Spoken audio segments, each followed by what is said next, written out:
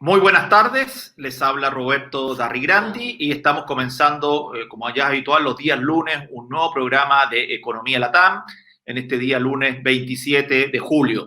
Bueno, hoy día estoy, como siempre, acompañado por el profesor de Babson College, John Edmunds. ¿Qué tal, John? ¿Cómo estás tú? Muy bien, aquí muy en el norte, pero viendo los eventos ahí con interés intenso. Ok, cerca de Canadá casi ya, ¿ah? Por allá por New Hampshire. Sí, si pierdo una piedra, ahí cae. Pero no me dejan entrar por mi nacionalidad. No te dejan entrar por tu nacionalidad. Bueno, oye, John, bueno, ha sido para variar una semana movida, la semana anterior, ¿cierto? Hemos conocido de temas como el estímulo sin precedentes de 750 billones de euros, ¿cierto? Por parte, ¿cierto?, de los países de la eurozona y otra serie de acontecimientos que la idea es poder conversarlo con nuestro invitado de hoy día. Sí, lo de estímulo, hemos visto algo constructivo del otro lado del Atlántico. Me alegro que hayan llegado a un acuerdo con 27 países. En los Estados Unidos con un solo país no pueden llegar a un acuerdo, pero algo van a hacer. Seguro que no dejan que termine todos los pagos a los cesantes al final de julio. Sería mucha gente pasando hambre en la pura calle que no concuerda con nuestra imagen de los americanos. Soy americano en muchos sentidos. En ese sentido me da pena que hay gente que ya está contra la pared y algo se tiene que hacer para ellos. Así es. Bueno, y para conversar sobre esto, hoy día tenemos a otro muy interesante invitado. Él se llama Alberto Bernal. Alberto es estratega en jefe para mercados globales y emergentes de XP Investments en Nueva York. También ha sido consultor del Departamento de Estado de Estados Unidos en materias de economía latinoamericana. Él es graduado en economía de la Universidad de Nueva Orleans. Obtuvo su maestría en economía internacional y macroeconomía en el Instituto Internacional de Economía de Kiel, Alemania. Y también es profesor en la Universidad de Miami. Así que bueno, bienvenido, Alberto. Muchas gracias por acompañarnos en este programa de Economía Latam. Y darte tu tiempo. Yo sé que siempre los tiempos son apretados, sobre todo en estos tiempos, así que te agradecemos mucho tu presencia hoy día con nosotros en este programa. Roberto, muchísimas gracias por la invitación. John, ¿cómo estás? Qué un placer estar con ustedes. De verdad, un honor estar en tu programa. No, y muchas gracias por darte este tiempo, Alberto. Y bueno, la idea, como tú sabes, es poder compartir con nuestros auditores algunas visiones de personas expertas que están mirando esto con una visión más amplia, no solamente local.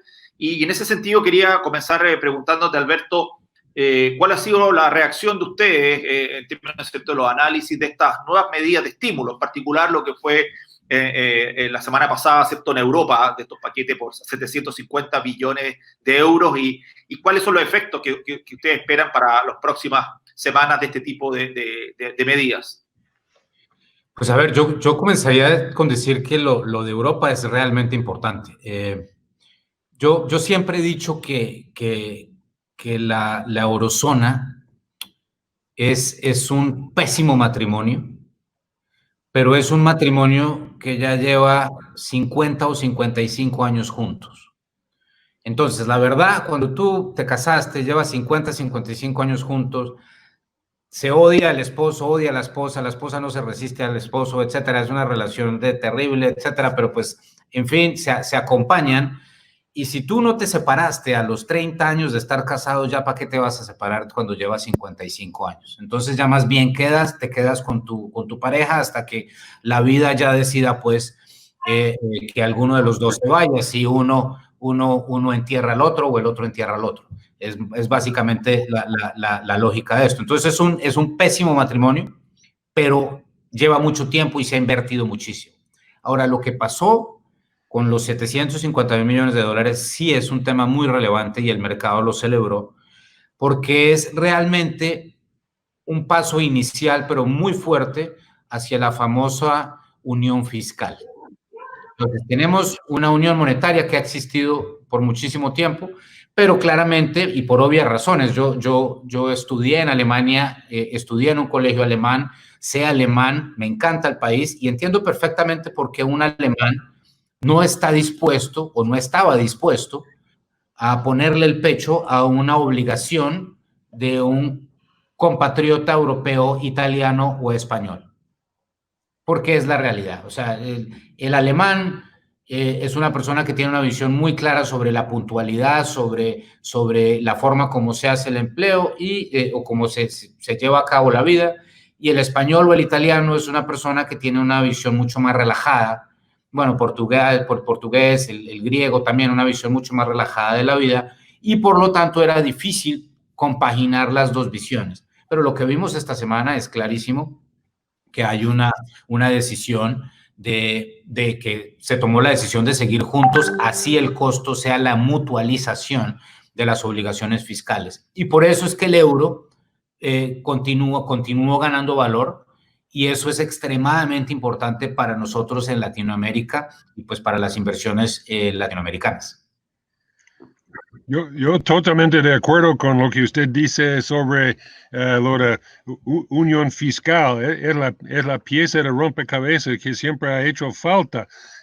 Unificación monetaria solo funciona en caso de que las cuentas fiscales o estén en superávit conjunto o en déficit conjunto, pero esto de uno tiene superávit, otro es déficit, se da la impresión de que uno está subvencionando al otro. Eso no es estable ni podría durar mucho, pero están aprovechando esta oportunidad de neutralizar, como usted dice, la deuda. Es maravilloso.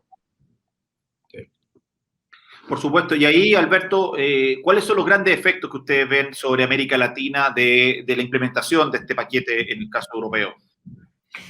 Pues hay varios efectos, pero yo creo que hay efectos inmediatos, que son, por ejemplo, un tema muy importante para la región, sobre todo para el gigante Brasil. Brasil es un país que obviamente, al igual que el resto de la región, está teniendo una situación muy, muy complicada con la pandemia.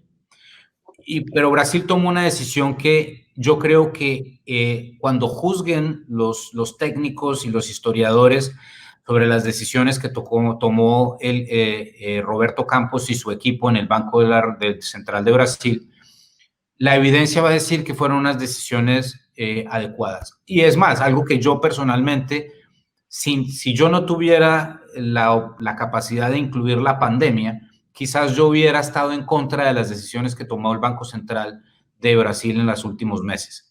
¿Por qué? Porque Brasil es un país que tiene un problema fiscal muy grave, tiene un problema de credibilidad, e igual siguió una política monetaria extremadamente expansiva, disminuir las tasas a niveles récords, tasas reales pues casi negativas en términos reales. Eso para un país como Brasil es totalmente inédito, y sí generó un movimiento muy agresivo del real brasilero hace unos meses. Y muchos de nosotros nos preocupamos y vimos el Banco del Banco Central de Brasil va a tener que reversar su política, porque este nivel de depreciación del tipo de cambio va a generar un problema inflacionario a más largo plazo. Aguantaron, y la moneda en Brasil está recuperando valor en una forma muy importante, en gran parte porque el euro gana valor. Y entonces, cuando el euro gana valor, el dólar se debilita. Al debilitarse el dólar, el real brasilero, peso chileno, peso colombiano, gana valor. Entonces, yo creo que la historia va a ser justa con las decisiones agresivas, porque es una agresión muy agresiva que tomó el Banco Central de Brasil. Lo mismo para el caso chileno, peruano, colombiano, etcétera. Lo mexicano es diferente, porque el Banco Central de México sí ha mantenido una tónica muchísimo más conservadora, ortodoxa, digamos, comparado con el resto de los créditos. Por el lado de la economía, pues que haya este estímulo, esta mutualización de la parte fiscal, pues creo que sí va a generar actividad importante en España, en Italia, en Grecia, en todas partes, porque la verdad, Alemania, por ejemplo, tiene mucho espacio para hacer política fiscal expansiva, porque Alemania ha sido un país muy responsable fiscalmente hablando por varias décadas. Y entonces, al tener espacio fiscal, ese dinero entrando en un momento donde, porque es que lo que estamos viviendo como no tiene ningún precedente, porque esto no es una función, no es una función de un desequilibrio económico. O sea, estamos en estas porque el gobierno dijo, apaguen las máquinas. Porque si no las apagas, se mueren millones de personas por el contagio. Entonces, todo el mundo en su casita es la definición de una depresión económica perfecta. Entonces, al tener esa situación, tú lo que necesitas lograr para el día después del control de la pandemia es un nivel de income, de ingreso suficientemente estable de los consumidores que van a salir una vez tengamos bajo control esta pandemia a volver a algo, a la normalidad, pero como van a haber desaparecido tantos negocios por obvias razones, restaurantes, cines, hoteles, todas las, digamos, las industrias que están mucho más expuestas a la pandemia, entonces esa situación vamos a tener que buscar, o el mundo va a tener que buscar opciones de trabajo diferentes para esas personas. ¿Y cuáles vienen? Pues obviamente vienen construcción, remodelar carreteras, remodelar aeropuertos, remodelar trenes, hacer toda esa clase de, digamos, keynesianismo. Yo no soy keynesiano, pero pues en esta situación la verdad uno le tiene que dar un valor importante a ese estímulo que va a necesitar la economía, porque la destrucción que se vio en el aparato productivo no tiene precedentes. Así es. Totalmente de acuerdo. Es un acoplamiento sincronizado, pero sin hacerlo a propósito, que la decisión de los europeos le afloja las tuercas a los individuos europeos que ya pueden pensar en otras cosas, por ejemplo, diversificación de su portafolio, en vez de recurrir a títulos muy seguros cerca de su casa, pueden diversificar internacionalmente. Pero además ayuda en muchos sentidos, y después de esta pandemia va a haber unos avances que no se van a echar para atrás. Vamos a la unificación fiscal es algo que se ha necesitado literalmente desde 1951 y no se ha podido obtener, pero ya lo tienen dentro de su alcance, y eso va a producir una contrapeso a los Estados Unidos en la economía mundial. Le va a beneficiar mucho a Brasil especialmente, pero el resto de Sudamérica también. Y también de acuerdo con México. México está siendo como un satélite a los Estados Unidos. Nada más que puede hacer en este momento. No tiene posibilidades de replantear sus lazos con Sudamérica ni con Europa, sino yo estoy de acuerdo con lo que está haciendo México, pero no había admirado tanto que está haciendo Brasil frente al movimiento europeo. Es como si lo hicieran a propósito. Sí, exactamente. Así es. Oye, Alberto, y yendo a Estados Unidos, ahí también John obviamente no puede opinar, Estados Unidos que está entrando ya muy cerca de las elecciones, esto vemos ahí algunas tensiones importantes entre Estados Unidos y China.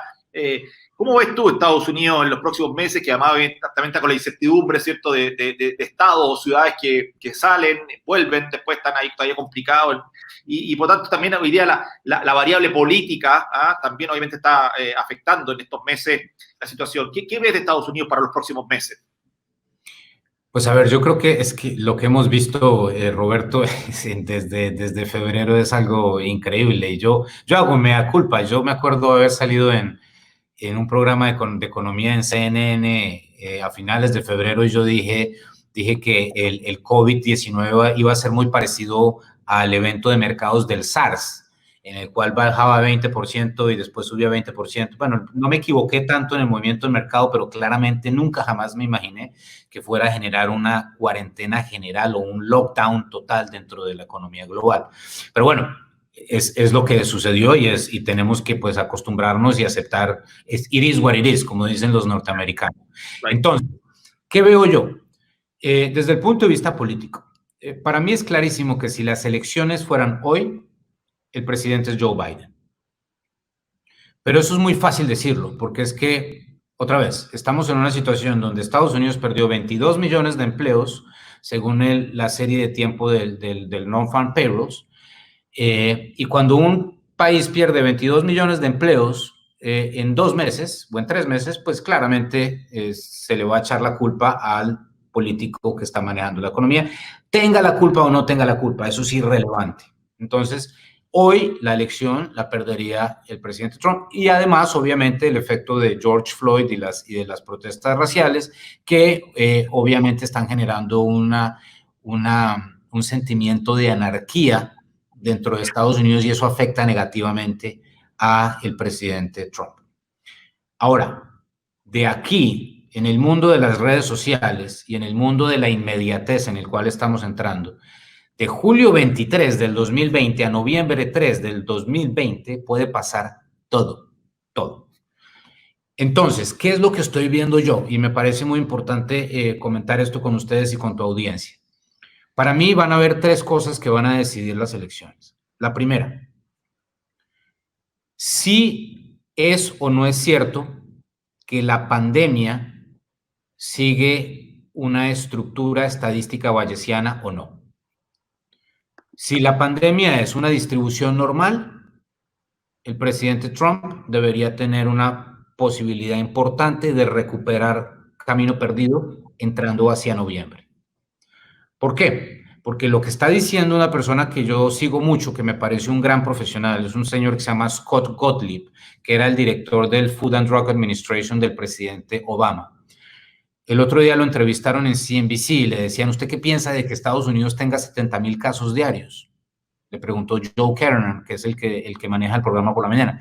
A lo cual Scott Gottlieb le dijo, no, Joe, usted está equivocado. No son 70,000 casos. Son fácilmente 500,000 casos diarios. Lo que pasa es que no estamos midiéndolos bien, porque no hay posibilidad de medirlos bien. Entonces, este virus es tan agresivo, se esparce tanto, que no estamos pudiendo medir el tamaño de la pandemia en tiempo real. Eso es un tema. Pero si Gottlieb tiene razón y estamos teniendo 500,000, 400,000, 600,000 casos diarios, de aquí a noviembre, una proporción muy importante de la población de Estados Unidos ya seguramente habría contraído el COVID-19. Pero no todo el mundo está terminando en los hospitales. Mucha gente está terminando en los hospitales. Esto es una tragedia brutal. No quiero disminuir eso. Pero sí hay mucha gente que es asintomática o que tiene síntomas muy leves. ¿Y a qué voy con todo esto? Por ejemplo, mucha gente dice, en Estados Unidos hoy hay gente que me dice, es increíble que Estados Unidos esté en esta situación y miren lo bien que está Italia. A ver, no es que los italianos de un momento a otro se hubieran vuelto las personas más juiciosas con el manejo de la pandemia, no es cierto, simplemente ya vivieron el pico. Entonces Nueva York ya vivió el pico, por eso es que en Nueva York hay tan poquitos casos. Miami no ha llegado al pico, California no ha llegado al pico, pero en algún momento se va a llegar. ¿Por qué? Porque las pandemias son una distribución normal, yo estoy completamente convencido de eso. Entonces, si para agosto, septiembre, ya no tenemos 70,000 casos, sin 500,000 casos, sino oficialmente tenemos 10,000, 5,000, que realmente son 50,000, porque no los podemos testear todos, pues increíblemente, muy seguramente, antes de las elecciones, quizás el virus ya está tan diseminado en la sociedad que pues no hay casos nuevos porque los casos complicados ya les dio y los asintomáticos pues son los últimos que se van a enfermar. Y si esa es la situación, la economía debería tomar un impulso adicional. Entonces yo tengo un modelo de predicción de empleos, de la recuperación de empleos. No porque yo sea un genio, es un modelo muy sencillo de estacionalidades y yo lo que hago es permitir que el modelo me diga cuántos empleos se van a generar en agosto, septiembre, octubre, noviembre. Y los números son 2.5 millones de empleos en agosto, 3 millones de empleos en septiembre. ¿Por qué? No porque Trump sea un genio, sino porque tuvieron 22 millones. Cuando tú perdiste 22 millones en 2 meses, recuperas 3. Y ese headline ayuda muchísimo. Ese es el punto. Y por último, yo sí te diría una cosa. Uno puede ser republicano, demócrata, independiente, libertario, lo que sea. Pero yo creo que todos estamos totalmente de acuerdo en esto. Yo creo que Donald Trump debate mejor que Joe Biden. Y en los debates a Trump le va a ir mucho mejor que a Joe Biden. Y yo creo que ese es un riesgo muy importante para la elección. Lo que yo quiero decir es que la elección hoy la gana Joe Biden.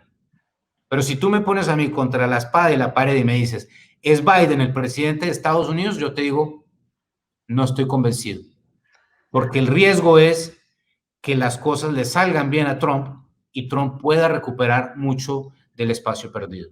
Completamente de acuerdo. Esta elección la va ganando Biden en las encuestas, pero desde hace semanas o meses. Pero el conteo de los votos, quién vota, quién no vota, cuáles votos se echan a la basura, las máquinas que usan son fáciles de hackear. Eso va a ser brutal y feísimo y puede haber peleas en la pura calle, inclusive muertos. Eso va a ser como una elección en la India. Pero yo completamente de acuerdo con la posibilidad de que Trump recupere.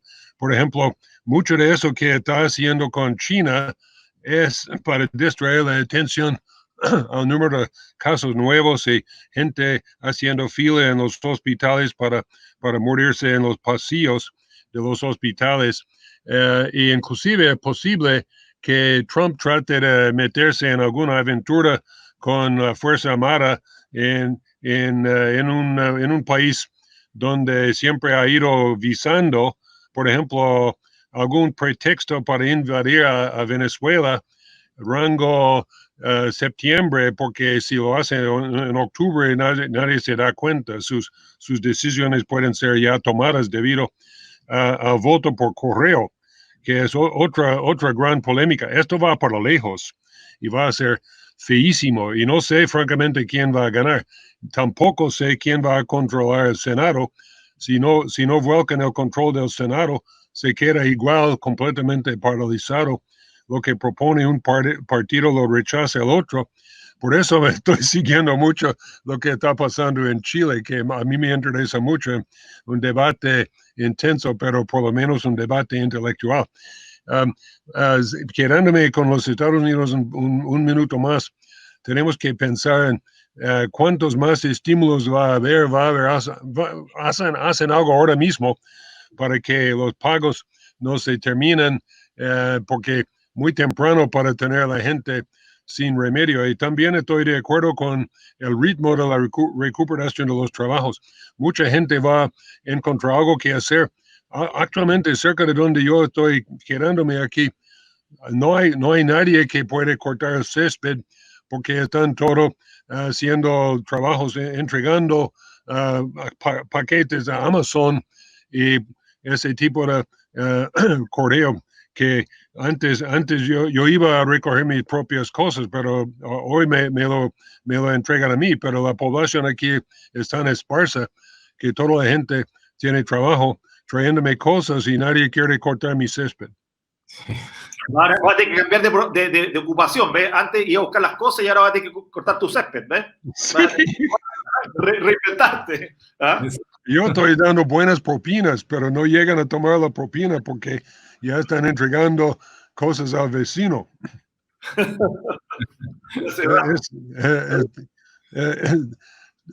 Empleo completo, pero todo debajo de la mesa, recibiendo pagado en efectivo por ajuste, como dicen en el Caribe. No hay trabajos como tales, sino hay tareas. Se llama the gig economy. Si me haces esto, yo te pago 10 pesos. Si lo haces bien, puede volver mañana a ver si tengo más para ti. Bueno, es un gran tema, John. ¿Ah? Oye, Sí. y en este periodo que estamos viendo ahora, ¿qué es lo que se prevé en Estados Unidos? Le pregunto a Alberto y también a John, con relación a la quiebra o a la reestructuración de las compañías, ¿cierto? Porque obviamente todavía, tal como pasa en países como Chile, Perú y otros más, todavía hay muchos créditos que están congelados por evaluación, ¿cierto? Han sido reprogramados, ¿cierto? Las empresas no han tenido que salir a pagar, pero en algún minuto, más temprano que tarde, esos créditos se van a empezar a cobrar. ¿Ah? Y ahí se van a encontrar, obviamente, con compañías, algunas, como dices tú, Alberto, que ya no existen, básicamente, otras que están muy, muy débiles, ¿ah? o con alto nivel de apalancamiento, y otras que sí probablemente van a poder hacerlo. Entonces, en algún minuto nos vamos a enfrentar, por decirlo así, a la dura realidad, ¿ah? A la dura realidad de tener que volver a pagar créditos, sueldos y otros. ¿Y cómo se ve, en ese sentido, la capacidad del sistema bancario y financiero americano para poder enfrentar esa situación probablemente hacia fin de este año, principio del próximo? Pues mira, Roberto, ese exactamente es el tema que nos trasnocha a todos, porque es un ejercicio múltiple. Depende totalmente de cómo se comporte el virus o cómo no se comporte el virus. Déjame darte un ejemplo de por qué no te contesto directamente. Yo soy una persona que nunca hace hedging en mis predicciones. Yo, por ejemplo, digo, el Standard & Poor's va a terminar en 3.300 este año y lo llevo diciendo desde marzo cuando estuvo en la peor pandemia. La gente me decía, este tipo está loco. Decía, yo pienso que va a terminar en 3.300 porque yo pienso que los bancos centrales del mundo van a meter toda la liquidez que sea necesaria porque una pandemia no es justo. Y yo lo decía en un programa de televisión aquí en Estados Unidos. Me preguntaron, ¿usted por qué piensa lo que está pidiendo? Y yo decía, mire, yo pienso que van a hacer eso porque una pandemia, un virus, is not fair game. A virus is not fair game. O sea, pero si a ti te sacan de tu trabajo, si a Alberto Bernal lo sacan de su trabajo como economista porque llega un economista mejor que yo, fair game. Pero si viene y me sacan porque a mí me da un virus y al otro no, eso no es tan fair game, ¿cierto? Entonces es lo mismo con la situación de la economía. Pero entonces, ¿a qué voy con esto? Si el virus, si la pandemia se logra controlar en las próximas semanas, meses, vamos a ver algo muy interesante, que son los que se llaman los epicenter stocks. Los epicenter stocks son las acciones que están en las industrias más afectadas por la pandemia. Y eso es digamos que los inversionistas internacionales y los inversionistas institucionales están siguiendo una serie de estrategias de inversión muy diferentes. Por ejemplo, los más agresivos compran los epicenter stocks, que son Boeing, General Electric, aerolíneas, cruceros, etcétera, y los que quieren estar con menos riesgo compran los stay at home stocks, los Zoom, los Amazon, los Netflix, etcétera. Digamos que son dos portafolios completamente diferentes. Al principio de la pandemia fue espectacular como le fueron a los stay at home, pero de un momento a otro comienzan a recuperarse los epicenter stocks porque la gente, el mercado, lo que hace la apuesta es que sí, de acuerdo, esto es muy complicado, la pandemia es muy complicado, pero en algún momento vamos a salir de esto. Entonces, supongamos que para agosto tenemos una mejora del virus. Yo no lo podía creer cuando lo leí. Te lo juro, Roberto y John, que yo no lo podía. Yo pensé que era fake news. Me puse a leer un artículo hace como un mes donde decía que los bookings para el primer barco que iba a salir de Carnival Cruise Lines de Fort Lauderdale estaban arriba 600%. Entonces yo dije, bueno, pues normal, porque si no estás vendiendo nada, 600% arriba, pues es normal, pero igual el barco va a estar completamente desocupado.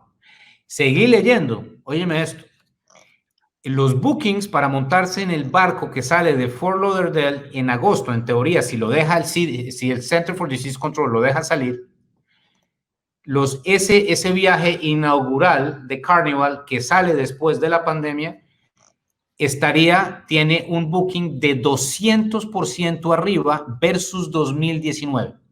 Oh. Yo no entiendo eso. Mira, yo te digo una cosa, yo no soy una persona que esté muy asustada con el patógeno. Le tengo mucho respeto, pero no es que esté muy asustado. El último lugar donde me encuentran a mí, John y Roberto, en medio de la pandemia, es en un barco. Porque si te llega a dar alguien COVID en el barco, las 2.000 personas que están en el barco quedan totalmente encuarentenadas por un mes en un barco. Sí, mientras que el resto de los pasajeros se contagie. Sí. Un caso y chao, te jodiste. Te jodiste, exactamente, no hay nada que hacer. Entonces, a mí, y además porque no te dejarían desembarcar en ninguna parte. Por supuesto, te quedan ahí. A la de como Colón, pues, mejor dicho, 3 meses mirando a ver para dónde llegas. Entonces, sí. Es un tema ridículamente complicado. Casi racional, tú dices. Es irracional, en mi opinión es irracional. Pero entonces me puse a pensar y dice, ¿por qué? Y me puse a investigar más. Pues obviamente tiene que ver con lo siguiente. Carnival te está ofreciendo que si tú vas en ese barco, en vez de costarte $200 o lo que te costara al día, te cuesta $50, y te incluye todo el alcohol y todas las excursiones y todo, etcétera. Y si tú eres una pareja recién casada en Chicago, en Nueva York, no tienes ninguna relación con personas mayores, etcétera, dices, me la juego.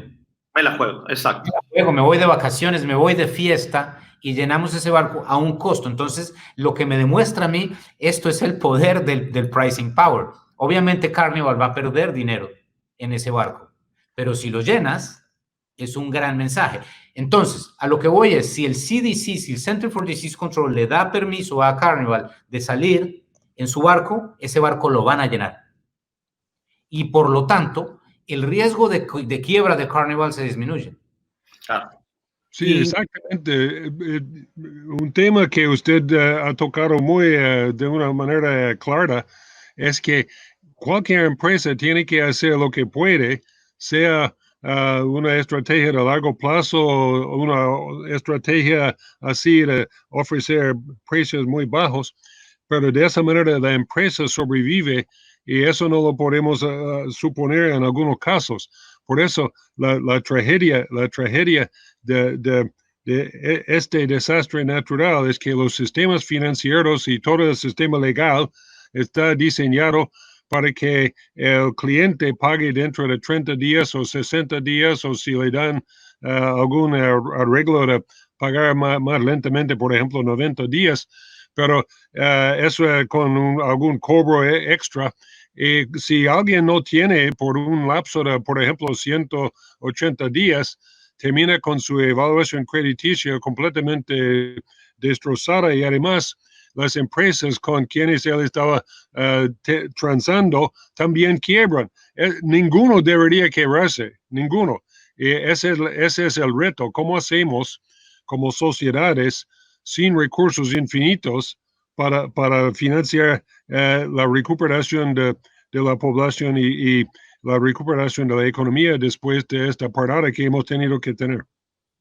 Sí, porque además ahí, y un poco yendo a lo que tú señalas también, Alberto, hay compañías que van a requerir además nuevos capitales, no solamente simplemente un refinanciamiento, ¿cierto? Sino también capitales cuando tengan que volver a crecer, ya sea para capital de trabajo, ya sea para CAPEX u otro tipo, ¿cierto? O reinventarse en algunos casos, ¿cierto? Entonces, creo que ahí la variable financiera, ¿cierto? La variable del sistema, independientemente que ayer veía, o sea, la semana pasada, perdón, veía un artículo muy interesante del The Economist, y que mostraba cómo la banca ahí ha ido perdiendo participación, la banca comercial tradicional, ¿cierto?, en el mercado financiero de Estados Unidos, por ejemplo, y todo lo que es shadow banking y otras instituciones financieras no bancarias habían tomado, ¿cierto?, una participación muchísimo más grande, por distintos motivos, ¿cierto?, ya sea por flexibilidad, ¿cierto?, por mejores condiciones o simplemente, ¿cierto?, a veces, ¿cierto?, por temas regulatorios y otros, ¿cierto?, que implica así. Pero aún así se va a requerir, un poco volviendo a lo mismo que tú señalabas, ¿cierto?, los Carnival y otros, ¿cierto?, que logren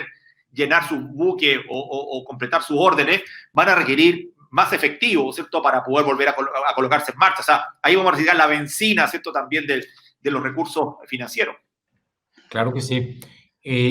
Pero claro que algo de eso ya lo hemos visto. Sí, es que no tengo el dato exacto porque no me acuerdo, pero sí te puedo decir que los 2 meses subsiguientes al inicio de la pandemia han sido por mucho, pero por exponencial, los meses más activos de las bancas de inversión de los bancos de Nueva York, emitiendo deuda high yield para incrementar los niveles de cash, de working capital de todas las compañías que están en esta situación. Entonces, American Airlines emitiendo bonos, United emitiendo bonos, Carnival emitiendo bonos, etcétera. Es más, los países emergentes, Colombia emitiendo bonos, México emitiendo una cantidad de bonos, Petrobras, Pemex, Ecopetrol, etcétera. Todo salían al mercado y como, digamos que antes de esta conversación que estamos teniendo, yo estaba en un webinar con el Banco de la República en Colombia, estábamos hablando sobre este tema, que para mí yo creo que desde el punto de vista de la historia del centrobanquismo, quizás la decisión más importante que han tomado los bancos centrales del mundo, en el mundo desarrollado, desde, digamos, que nos salimos del gold standard, es la creación de la línea de crédito para hacerle backstop a high yield, a los bonos basura. O sea, los bancos centrales diciéndole al mercado, yo le voy a poner el pecho a los bonos que emita Carnival Cruise Lines, American Airlines, United Airlines, etcétera, porque a virus is not fair game, cambió totalmente la dinámica de cómo está funcionando el sector financiero y generó mucha actividad en Wall Street y generó por lo menos la expectativa de que, por ejemplo, las aerolíneas lo dicen, las aerolíneas van a sobrevivir todo el 2020 con actividad mínima. Así es. Pero tienen el cash para hacerlo. Porque ya tienen el cash porque se le dio al mercado de capitales. Y es otra sincronización favorable que los bancos centrales se han dado cuenta de la situación, la necesidad de emitir liquidez al sistema, y los inversionistas aprovechando estas emisiones de bonos que pagan mejores cupones, sabiendo porque han entendido el mensaje que no van a perder con esos bonos. Pero además, añadiendo a los créditos perdonables que algunos gobiernos han dado, y la queja es que no ha habido suficiente como para rescatar las empresas que tienen, por ejemplo, 20 personas y están en una ciudad secundaria en el centro de los Estados Unidos o Europa. Esa gente no ha sido rescatado como necesitan ser, pero por lo menos se está rescatando a alguien. Pero sigo diciendo desde hace mucho que no es aconsejable comprar acciones de los bancos principales, ni europeos ni norteamericanos, por la cantidad de préstamos morosos que van a tener. Algunos préstamos que se dieron fueron concedidos de buena condición con los prestatarios teniendo muy buenos ratios y todo. Nadie está desfocando a nadie sometiendo declaraciones falsas, pero con la operación de economía lenta se va cayendo atrás con esos préstamos, y los bancos no podrán repartir dividendos por mucho tiempo. Sí, definitivamente tendrán dinero para entregar a los depositantes. Si alguien tiene un depósito en un banco, no se preocupen de que el banco no va a tener su dinero. Pero si alguien es accionista, los accionistas se pagan después de los depositantes y después de los bonistas, y cuando se llega al final de esa cola, puede que no haya suficiente como para recompensar los accionistas. Por eso, algunas acciones de los bancos principales, como Deutsche Bank, se están transando a un 30% de su valor en libros. Exacto. Bueno, eso es muy cierto. Alberto, vamos terminando, el tiempo pasa siempre volando, y quería preguntarte, pensando ya en el 2021, supongamos que hay una curva razonable, ¿cierto?, de recuperación por el lado sanitario. ¿Cuáles son los grandes riesgos que en definitiva ustedes están viendo a nivel global de lo que puede ser un 2021? Que además es un 2021 mentiroso, ¿cierto? Porque cuando una economía, por ejemplo, voy a hablar de Chile, va a crecer 5%, va a ser una base horrible, ¿cierto? Una base, ¿cierto?, que no tiene nada que ver con la realidad, por lo tanto, va a haber mucho espejismo, mucho número, que la verdad es que la comparación real no es contra el 2020, sino contra el 2019. Entonces, pero más allá de la variable sanitaria, ¿dónde ves tú que están los dos grandes focos de riesgo que ustedes ven para una recuperación interesante el 2021? Pues mira, Roberto, la verdad es que el riesgo gigante sigue estando totalmente atado a la pandemia. Ahora, quizás pudiéramos también hablar un poco del riesgo de un error de política en Estados Unidos. Mira, mi trabajo es ser analista, y yo creo que una parte fundamental del analista es ser lo más pragmático posible y evitar que haya un sesgo político dentro de las visiones que uno tiene. Pero uno tiene que tener unas visiones muy específicas. Por ejemplo, subir impuestos en Estados Unidos entrando al 2021 sería una pésima decisión. De acuerdo, completamente. Mira, yo sí veo una posibilidad, no alta, pero veo una posibilidad de que eso suceda bajo este escenario. Presidencia de Joe Biden, vicepresidencia de Elizabeth Warren, que es una posibilidad.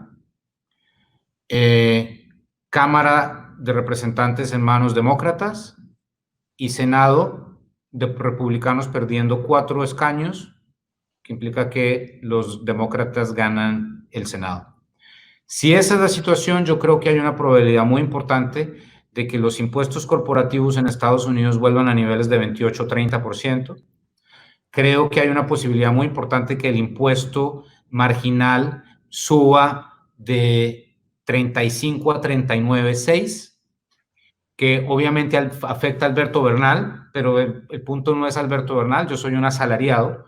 El problema es que la base fundamental de la economía de Estados Unidos son los small businesses, y esa tasa corporativa, esa tasa de eso afecta al small business. Entonces, si tú le quitas impuestos al small business, afectas el empleo, afectas el crecimiento económico, etc. Pero yo veo tanto nivel de ideología agresiva dentro de unas voces específicas del Partido Demócrata. Déjame darte un ejemplo. Alexandra Ocasio-Cortez, que son visiones, yo llamaría ya niveles anárquicos en contra del sistema, que prefieren ver destrucción a cambios más suaves en las políticas. Y si existe el escenario de que haya presidencia Biden, Cámara Demócrata y Senado Demócrata, es porque hubo una implosión total del Partido Republicano, y si hay una implosión total del Partido Republicano es porque el discurso de izquierda fuerte de Estados Unidos ganó las elecciones.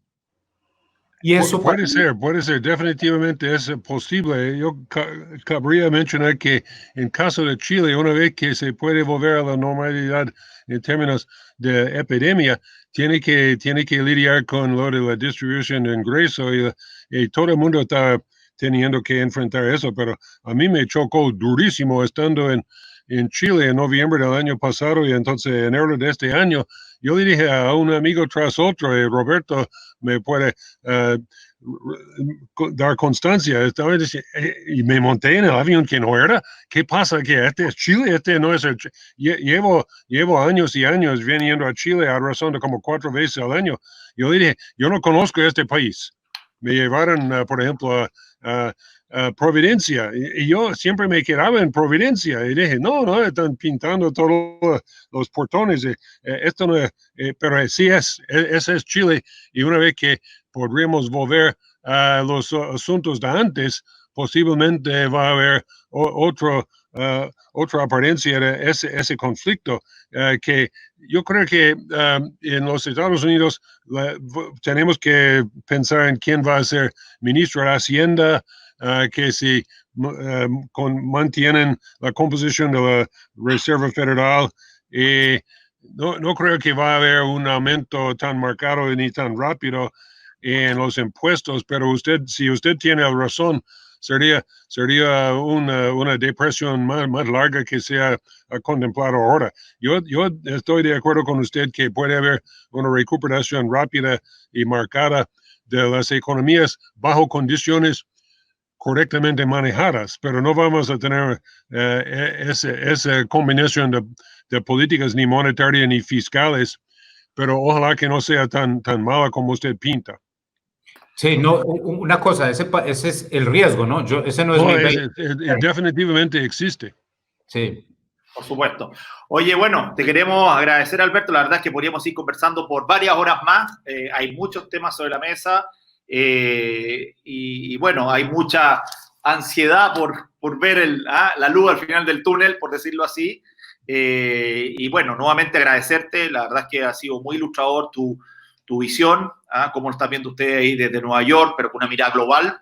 Y bueno, a ver si en algunos meses más volvemos a conversar para ver si, lamentablemente, los economistas, sobre todo cuando tenemos estos programas o la radio, queda todo grabado. Entonces, después dicen, mira lo que dijiste. Entonces, el problema es que es más fácil callado. Siempre como los políticos. Si bien es cierto, no es menos cierto, pero hay que jugársela con la información que uno tiene y con la experiencia que uno tiene. Y en estos momentos, efectivamente, de tanta incertidumbre, de eventos que son absolutamente sin precedentes. Ya la verdad es que el cisne cuello negro quedó totalmente fuera. Esto ya es el cisne de cuello, no sé, rojo en Marte, no tengo idea. Es una cosa totalmente extraordinaria y la verdad es que ante tiempos extraordinarios se requieren también visiones y medidas extraordinarias. Así que te agradecemos mucho, Alberto, que hayas acompañado hoy día y bueno, esperamos que Nueva York, donde estás tú ahí, siga mejorando desde el punto de vista sanitario y que también, ¿cierto?, tu familia y todos estén de la mejor manera posible allá. Así que te mandamos un fuerte abrazo, nuevamente agradecer tu programa, tu participación en el programa y tu muy interesante perspectiva.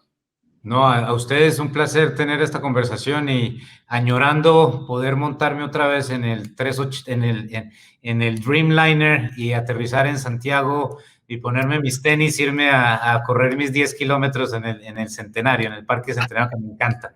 Esa es la dinámica que siempre tenía cuando, como decía John, yo voy 4 o 5 veces al año a Santiago de Chile y es un lugar que quiero mucho y hace falta no poder hacer esos viajes que teníamos tan rutinarios y tan agradables. Bueno, a mí me hace falta ir a Nueva York, ¿verdad? Así que ahí nos cruzamos. Sí, sí.